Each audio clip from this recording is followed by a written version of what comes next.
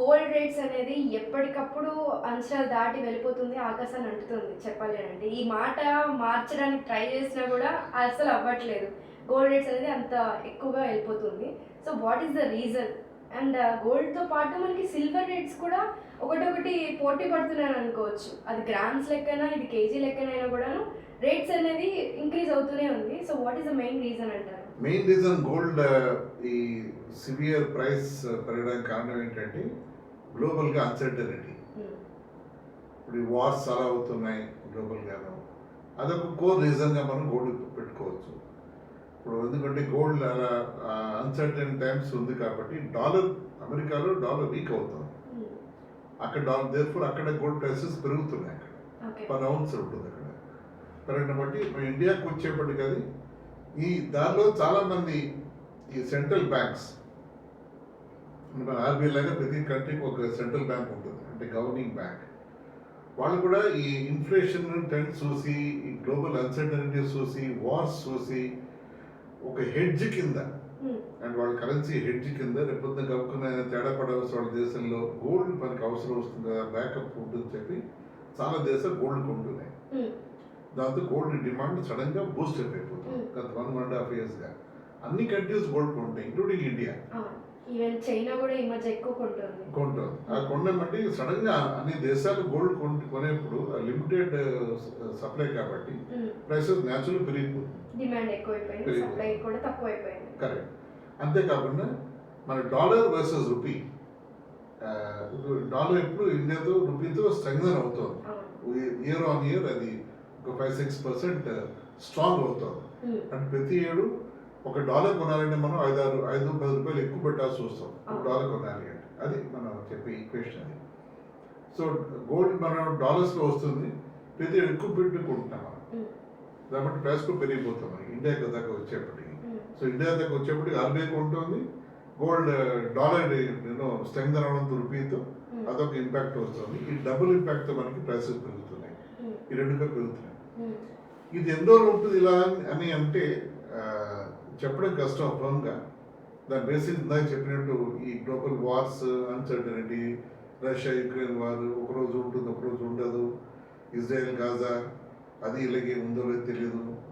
మన ఇండియా పాకిస్తాన్ కూడా కొంచెం బంగ్లాదేశ్ సెక్టర్లో కూడా మనకి కొంచెం అన్రెస్ట్, తర్వాత డిప్లొమాటిక్గా కూడా మనం బ్యాక్లాష్ ఫేస్ చేస్తున్నాం అక్కడ. అదే అని ఈ చుట్టుపక్కల ఇవన్నీ కూడా ఒక కారణమే గోల్డ్ ప్రైసెస్ పెరగడానికి.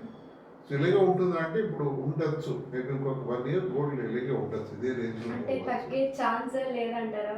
70,000-80,000కి మళ్ళీ మనం చూడలేమా గోల్డ్ ప్రైసెస్ అంటారా? 70-80 చూడడం మేబీ డిఫికల్ట్ అనుకుంటాను అంతే నియర్ ఫ్యూచర్లో. అసలు ఇప్పుడు వస్తుందంటే రావచ్చు టెక్నికల్లీ స్పీకింగ్, కానీ ఇప్పుడు 130-135 రేంజ్ నుంచి మళ్ళీ 50% పడిపోవాలి అంటే అది చాలా రిమోట్ పాసిబిలిటీ అనిపిస్తుంది నాకైతే. అంటే ఎనీథింగ్ ఈజ్ పాసిబుల్, కానీ అది రిమోట్ ఛాన్స్ అనిపిస్తుంది నాకు.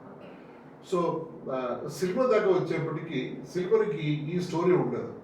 Silver consumption story, industry usage బట్టి సిల్వర్ ప్రైసెస్ పెరుగుతుంది. ఇప్పుడు ఐ థింక్ ఈవీలో కూడా ఎక్కడో సిల్వర్ కన్సంప్షన్ ఉంది, అలాగే చాలా సెక్టర్స్లో సిల్వర్ కన్సంప్షన్ పెరుగుతుంది, దాన్ని బట్టి డిమాండ్ కూడా పెరుగుతుంది. కానీ by and large gold silver okay direction పెరుగుతాయి. అంటే ఇప్పుడు సిల్వర్ వెనక్కి కొంచెం వెనక్కి ఉన్నది, అది కూడా పెరుగుతుంది. అంటే దాటి వెళ్తుందంటారా? అంటే గోల్డ్ రేట్స్ ని దాటి సిల్వర్ వెళ్తుంది అంటారా? దాటి వెళ్ళడం అంటే దాన్ని కొలమాన్ డిఫరెంట్ కదా, గ్రామ్స్. సో ఈ రియల్ అబ్సల్యూట్ యూనిట్స్ పెరిగే ఛాన్స్ అంటే దాన్ని బీట్ చేసే ఛాన్స్ లేదు. కానీ at same time rate of growth సిల్వర్లో ఇప్పుడు మనం 1,00,000 రూపాయలు పెడితే లాస్ట్ ఇయర్ పెట్టి ఉంటే ఈ ఏడాది 1.4 lakhs అది. గోల్డ్ 1,00,000 రూపాయలు లాస్ట్ ఇయర్ పెట్టి ఉంటే ఇప్పుడు 1.3 lakhs అది. ఆ దీంట్లో గోల్డ్ బీట్ చేస్తుంది సిల్వర్ గ్రోత్లో, రేట్ ఆఫ్ గ్రోత్లో. సో అది అలాగే ఉండే అవకాశం ఉంది అనిపిస్తుంది సిల్వర్ కూడా. సో గోల్డ్ అండ్ సిల్వర్ ఇప్పుడు ప్రస్తుతం good time to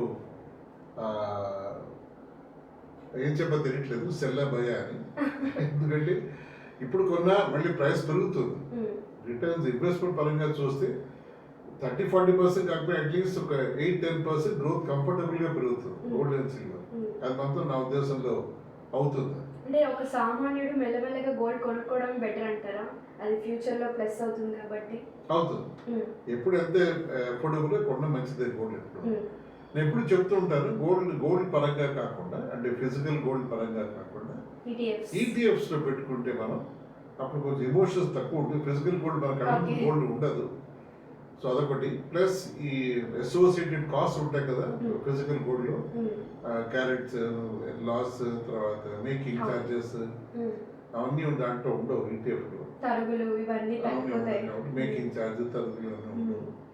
so therefore ఈటీఎఫ్‌లో ఇప్పుడు మనం పెట్టిన డిజిటల్ డబ్బు గోల్డ్. ఆల్మోస్ట్ వెనక్కి వచ్చేది. అంటే ఆ లాసెస్ ఉండవు. గోల్డ్ ప్రైస్ ఎంత ఉందో ఆ ప్రైస్ మనకి రిలీజ్ అవుతాం మనం. హ్మ్. And it is easy to hold. దానికి లాకర్ ఖర్చు లేదు. అవును. ఆ తన హెడేక్స్ లేవు మనకి. సేఫ్టీ మెజర్మెంట్స్ ఏం కరెక్ట్. తీసుకోక్కర్లేదు. కరెక్ట్. సేఫ్టీ మెజర్స్ ఉండవు దాంట్లో. హ్మ్. సో ఆ విధంగా చూస్తే I think ETFs gold silver ETFs అది కూడా చాలా 30-40% రిటర్న్స్ ఇస్తున్నాయి. Hmm. Gold and silver ETFs funds కేటగిరీలో. సో దాంట్లో ఇన్వెస్ట్ చేయడం ఇంకా maybe makes more sense Hmm. For common investors. So ఈ కమోడిటీస్లో కూడా మనం చూసుకుంటే గోల్డ్ ఈటీఎఫ్స్ అండ్ అలాగే సిల్వర్ ఈ రెండు కూడా బాగా ఇంక్రీజ్ అయ్యాయి కదా. అంటే గోల్డ్ ఇప్పటి నుంచో ఉంది, బట్ ఈ మధ్య సిల్వర్కి కూడా ఈటీఎఫ్స్ తీసుకుంటున్నారు కదా చాలా మంది. అవును. దాని గురించి ఏమంటారు? Silver same concept. Gold and silver కలిసి ఈటీఎఫ్స్ లాంచ్ అయ్యాయి. Hmm. చాలా చాలా అంటే ఇప్పుడు ఇంక్రీజ్ అయింది సార్ యూసేజ్ ఈటీఎఫ్స్ సిల్వర్ కూడా తీసుకోవడం. ఇంకా ఎక్కువైంది. Hmm. ఇప్పుడు కాపర్ కూడా యాడ్ అవుతుంది ఈ లిస్ట్ ఆఫ్ Okay. మెటల్స్ లో. కాపర్ కూడా మంచి డిమాండ్, ఇండస్ట్రియల్ డిమాండ్ అది కూడా. Hmm. స్ట్రాంగ్ డిమాండ్ చూస్తాం. In fact that may beat gold and silver by way of growth. Return చూస్తే దాని గ్రోత్ చూస్తే copper May beat both this gold and silver. Oh, ఆ పాసిబిలిటీ ఉంది. okay. అది industrial demand. Yes. Obvious copper ఎవరు అవును. ఇంట్లో వాడరు, అంటే అంత అంత ఎక్కువ Industrial వాడరు. usage అవును. ఇండస్ట్రీ యూజ్ ఉంటుంది కాపర్. Hmm. అది చాలా కనిపిస్తుంది. Hmm. అదొక metal to watch out for. Hmm. So ఇందాక చెప్పినట్టు మనం కాంబినేషన్ ఫండ్స్, ఈక్విటీ, డెట్, కమోడిటీస్లో Hmm. ఈ గోల్డ్, సిల్వర్, కాపర్ వాటర్ కూడా ఇన్వెస్ట్మెంట్ చేసి స్టాక్స్ ఉంటాయి Okay. మార్కెట్స్లో. Hmm. వాటిని ఇన్వెస్ట్ చేసి కూడా మంచి రిటర్న్స్ వస్తాయి నా లెక్క. సో అంటే మనం అదర్ కంట్రీస్ కూడా గోల్డ్ మీద ఇన్వెస్ట్ చేయడాన్ని మనం ఎలా చూడాలి అనుకుంటున్నాం? ఎలా చూడాలి అంటే ఇప్పుడు ఎవరికి వాళ్ళు చూసుకుంటున్నారు. A country has to sudden rise of investing in gold ని అంటే యాజ్ ఎ గ్లోబల్ మార్కెట్ గా మనం ఎలా చూడాలి అంటారు? గ్లోబల్ మార్కెట్ చూడాలి అంటే ఇప్పుడు అంటే అది ఒక అబరేషన్ కాదు. అన్ని కంట్రీస్ కూడా ఇదే సిచ్యువేషన్ ఇలాగే చూస్తున్నాయని మనం గుర్తించాలి. అంటే మనం ఎక్కువ కొండంతో మనం తప్పు చేస్తామో కాదు, లేకపోతే మనం ఎక్కువ ఓవర్ కాషియస్ ఉన్నామని కాదు. అన్ని దేశాలు ఈ సిచ్యువేషన్ ఇలాగే చూస్తున్నట్టు ఇస్తాం. అన్సర్టైన్ టైమ్స్, వాలటైల్ టైమ్స్ కాబట్టి gold is a good backup అనేది అన్ని దేశాలు ఫీల్ అవుతున్నాయి. So therefore we are in same league.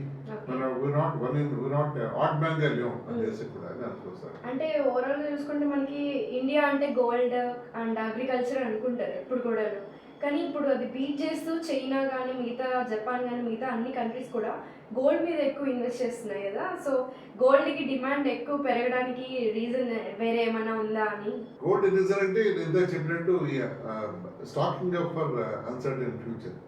అదే మెయిన్ కోర్ రీజన్. అదే ఏంటంటే ఎంత ఎఫోర్డ్ చేయగలిగితే అంత వాళ్ళు గోల్డ్ కొంటున్నారు. ఇన్ఫాక్ట్ మన ఆర్బీఐ కొన్ని డాలర్స్ అమ్మేసి గోల్డ్ కొంది. అంటే డాలర్ లిమిటెడ్ రిసోర్సెస్ మన దగ్గర ఉండబట్టి కొన్ని డాలర్స్ మన వాళ్ళు రిలీజ్ చేసి గోల్డ్ కొన్నట్టుగా ఆర్బీఐ. అంటే దాంట్లో వాళ్ళు ఎంత ఇంపార్టెన్స్ ఇస్తారో మనం ఊహించవచ్చు. అలాగే మిగతా దేశం కూడా ఇది చేస్తూ ఉండొచ్చు కూడా.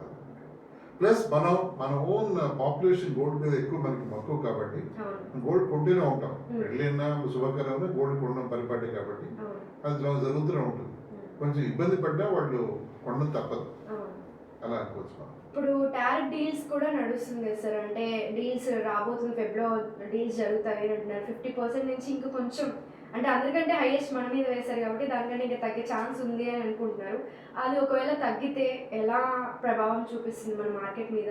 ఐ థింక్ టారిఫ్ ఇంపాక్ట్ మనం ఊహించినంత స్ట్రాంగ్గా పడలేదు. ఎందుకంటే ఇంకా టారిఫ్ పూర్తిగా రోల్ అవుట్ అవ్వలేదు నాకు తెలిసినంత వరకు. అంటే మన ఎక్స్పోర్ట్స్కి యూఎస్లో టారిఫ్స్, కొత్త టారిఫ్స్లో ఆ స్లాబ్స్ ఇంకా పూర్తిగా ఎఫెక్ట్ అవ్వలేదని నేను చదివినట్టు వస్తుంది ఇన్ఫర్మేషన్.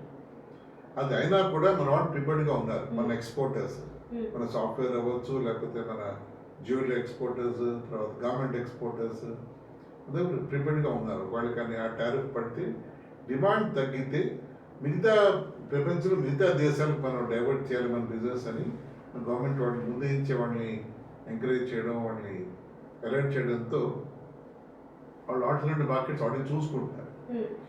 సో రేపు నిజంగా టారిఫ్ రోల్ అవుట్ అయిపోయింది, 50% మనం వేస్తున్నాం గట్టిగా వాళ్ళు డిసైడ్ అయ్యి ముందుకు వెళ్ళినా కూడా మనతో షాక్ అవ్వకపోవచ్చు మన ఎకానమీ. ఇంకోటి ఏమిటంటే ఇది ఆల్రెడీ డిస్కౌంట్ చేస్తాం మెంటల్గా మనం. ఓకే 50% టారిఫ్ పడుతుంది. మన యూఎస్కి ఎక్స్పోర్ట్స్ ఎవరైనా థింక్ అబౌట్ మేబీ 9-10% మన ఎక్స్పోర్ట్స్ షేర్ ఇది. సో దాంట్లో ఒక 50% తగ్గినా కూడా పెద్ద ఇంపాక్ట్ ఉండదు మన జీడిపి మీద అని ఇంతకుముందే మనం ఎంకరేజ్ చేయడం జరిగింది. అంతేకాకుండా ఆ ఇంపాక్ట్ కూడా ఆఫ్సెట్ చేయడం కోసం మనం మిగతా దేశాలతో ఎఫ్టీఏ చేసుకున్నాం, అంటే ఫ్రీ ట్రేడ్ అగ్రిమెంట్ చేసుకున్నాం. యూకేతో చేసాము, ఇప్పుడు న్యూజిలాండ్తో మనం చేసినట్టున్నారు. ఆఫ్రికన్ దేశాలకు చాలామంది ముందుకు వస్తున్నాం మనతో బిజినెస్ చేయడానికి. మనం వాళ్ళని ఎంకరేజ్ చేసి వాళ్ళని కలిసి మన ప్రైమ్ మినిస్టర్ మోడీ ఇథియోపియా వెళ్ళారు. ఏంటంటే మన ఏ ప్రైమ్ మినిస్టర్ ఇథియోపియా వెళ్ళట్లేరు. అంటే అలాంటి దేశాలు మనం రెస్పెక్ట్ ఇచ్చి అక్కడ వాళ్ళకి మనం మన బిజినెస్ ప్రమోట్ చేసి, అంటే ఎంత బిజినెస్ వచ్చినా మనకు ఓకే అని చెప్పి మనం వాళ్ళతో మాట్లాడడం, అలాగే మనం చిన్న చిన్న దేశాలు కూడా మనం సపోర్ట్ చేయడంతో వాళ్ళని మన వైపు చూస్తాయి. వాళ్ళ బిజినెస్కి మన exports to those countries. So అలాగే మనం ప్రిపేర్ అవుతున్నాం. సో ఇన్ వన్ వే ఈ టారిఫ్ మన దేశంలో ఒక డైవర్సిఫికేషన్ మార్కెట్స్లో ఒక మంచిదేనేమో. అదర్ కంట్రీస్ తో మనకి ఫ్రెండ్షిప్ ఏర్పడడం. Absolutely right. లేకపోతే మనం ఒక దేశం 2 దేశాలు అంటే అలా కాదు, కానీ ఒక 4-5 కంట్రీస్ మనం ఎక్కువ ఉండేది మన ఎక్స్పోర్ట్స్. యుఎస్, తర్వాత యూరోప్, తర్వాత ఆ దేశాలు ఎక్కువ, రష్యా, జపాన్ ఉండేది.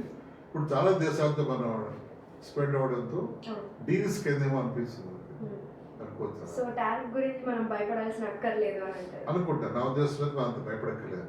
Okay sir, thank you so much. Thank you.